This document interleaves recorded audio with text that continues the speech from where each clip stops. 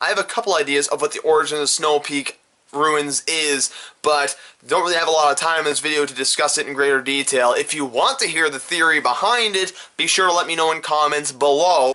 Well, Andrew, I want to hear your theory. And to get you even more inspired to do a theory on Snow Peak Mansion, I'm going to throw my own theory at you that I have about a dungeon in the Zelda series. And coincidentally enough, it's from the same game Legend of Zelda Twilight Princess. And that temple is the Arbiters Grounds found in the Gerudo Desert. And I know what you're thinking. But Sarah, we already know what it is. It's an execution grounds and it houses the Twilight Mirror. Duh! And you'd be absolutely right. But I think it's actually a bit more than that. I think the Arbiters Grounds was both an execution grounds and prison. Bum bum bum! Now really this isn't much of a stretch when it comes to what we do know about this temple/dungeon. But what if I told you that this prison didn't just hold condemned prisoners, but also sealed away powers that even the royal family of Hyrule could not be rid the world of? Bum bum bum! I already did that.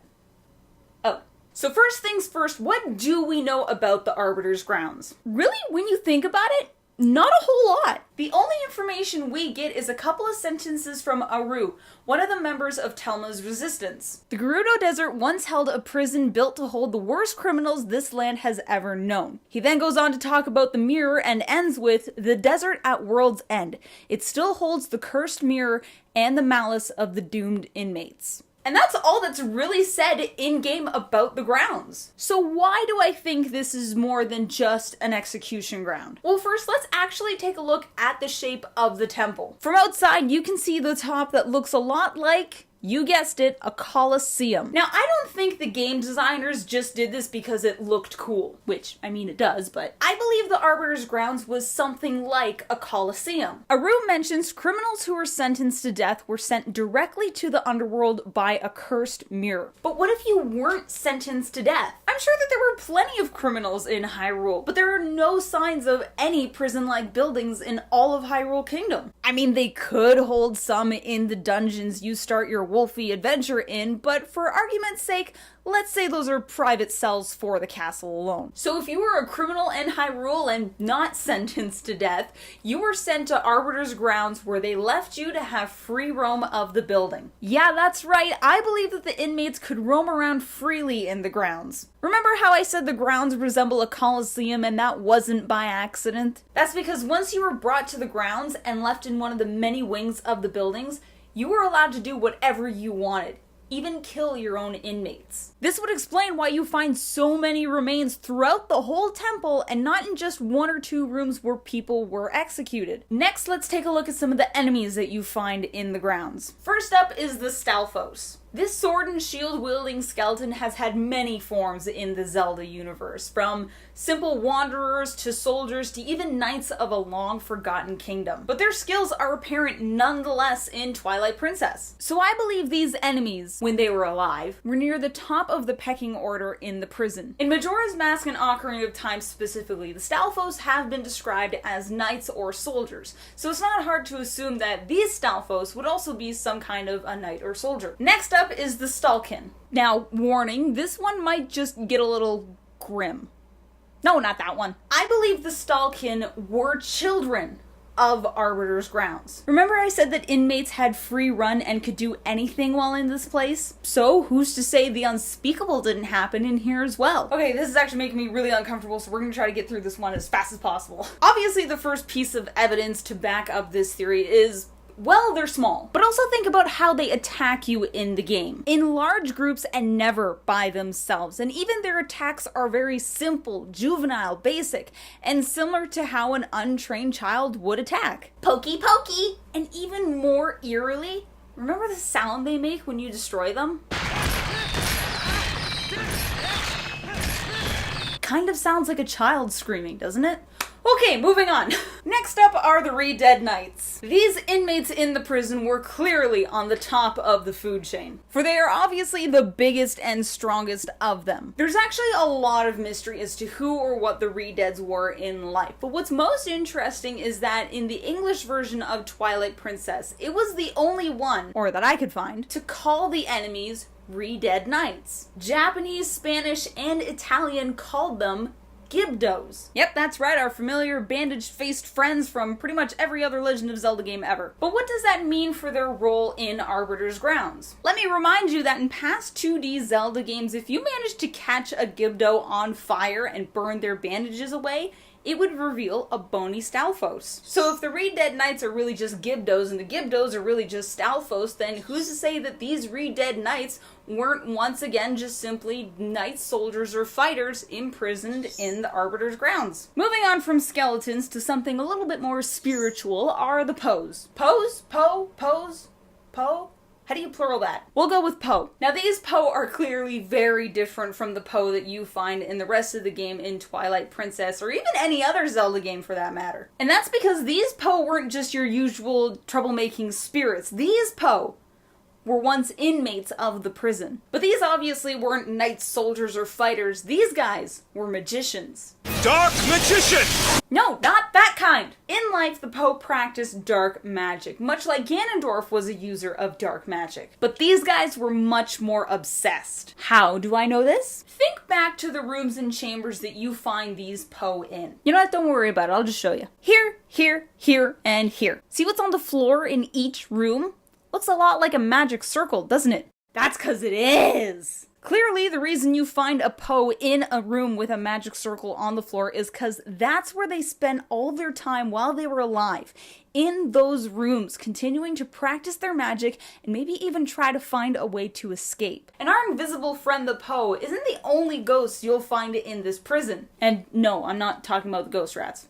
They're dumb. Nope, I'm talking about Death Sword. This is a second part to the theory that the Arbiter's Ground is a prison, but not just for criminals, but also evils that even the Hyrule royal family couldn't destroy or rid the world of. It's been suggested in multiple games that Zelda or some members of the royal family have had spiritual powers of some shape or form. So it's not too far-fetched to think that some of them would have the ability to seal spirits, and not just by hurtling their sorry ass into different realms. So what if, being unable to destroy it, the royal family sealed the spirit within this sword in the Arbiter's Grounds? All you need to do is look around the room to find plenty of evidence to support this. Once again, you see a large magic circle on the floor, and even sealing talismans strung onto the sword itself. And what happens when Link messes with one of them? Happy wakes up and he tries to kill you. Nothing but good times in Hyrule. And speaking of sealing evil spirits, that segues into our next and final enemy, Twilight Fossil Stalord. Ready for the bombshell! Stalord is Volvagia. Bum, bum, bum! I really need to get new material. Really, I don't think you'll need much convincing to see what I'm seeing here, but here goes anyway. First off, note the physical similarities between Volvagia and Stalord. Both are dragon-esque looking, having horns on the top of their heads and similar shaped skulls. One thing that was dropped in the English translation for Stalord was one word that both of these two bosses shared. In Japan, Stalord is called Sosei Kodai Ryohara Giganto, roughly translating to resurrected ancient dragon Hara Gigant. And Volvagia was Shakunetsu Kekia Ryu Varubagia, roughly translating to scorching hot cave-dwelling dragon Volvagia. Hey, wait a minute, I heard two words that were the exact same in both of their names. Ryu, dragon, oh my god! So yeah, there's that. Keeping in mind that Stalord is called Ancient, and that Ocarina of Time took place long before Twilight Princess and in the same timeline. Our next piece of evidence leads us into the world of manga adaptations. Yay! In the manga, young Link actually saves Volvagia from the market in Castletown. The two become unlikely friends and eventually have to go their separate ways. Then as an adult, Link actually has to slay his long-lost friend in order to save the Goron people. He does so specifically by severing Volvagia's head from its body. And what is the final form of Stalord? His goddamn head flying around, that's what. But think about it. Both Link and Volvagia were truly filled with pain, sorrow, and rage towards Ganondorf for what had happened. So what if Volvagia's head didn't just poof into a storm of dust? Cause, heads don't actually do that in real life. But actually stayed there in Death Mountain, where Volvagia's tortured and sorrow-filled spirit continued in turmoil, until the Gorons asked the Hyrule royal family to remove the dragon's remains, where they sealed them in Arbiters Grounds. The chamber you find Stalord in is full of carvings similar to those found in Deathsword's chamber, so sealing techniques were likely used on Stalord as well. And speaking of carvings, if you're really paying attention, you'll notice lots of carvings in the walls and pillars throughout the grounds. But I want to specifically draw your attention to these carvings. Look familiar? It's Volvagia. See the horns, fiery hair, serpent body, and emphasized skull-like head? To me, that's even more proof that...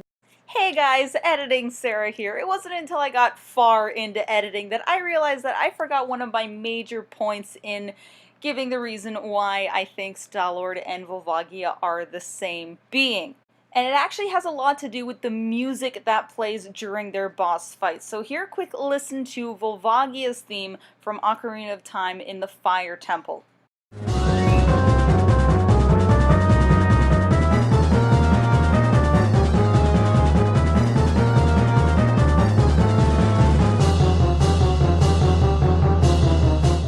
And now here's a specific part from Stalord's theme music while fighting him that might just sound a little bit familiar.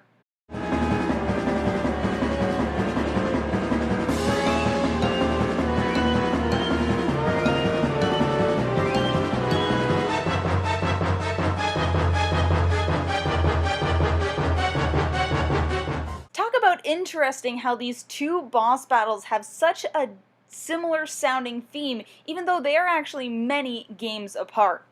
So yeah, just thought it was super important, kind of interesting, back to now regularly edited program. To me, that's even more proof that these two are the same being. So, Arbiters Grounds. Do you think it's still just a building that holds the Mirror of Twilight? Or are there a lot more secrets in there that they're letting on? Anyway, thank you guys so much for watching. I know this was a long video, but it was very hard to try to get all of my thoughts out in a very short time span, so thank you if you managed to get through it all. Now, for those of you that are really paying attention, you might have noticed that there was one skeleton-esque creature that I did leave out in my theory, and that's the Style Troops, and that's because that I actually have a second theory about Stalord, but obviously this video is very long and I didn't have time to fit it in. If you want to hear it, let me know. Likely not, but let me know. So I didn't forget them, they're an entire separate theory that would have made this video a hell of a lot longer than it already is, and attention spans small. So anyway, thank you guys so much for watching. Be sure to check in on Tuesdays when Andrew usually uploads, and Fridays when Sarah usually uploads, and Saturdays when we have Jack doing gaming. So until next time, geek on. This light is so not flattering.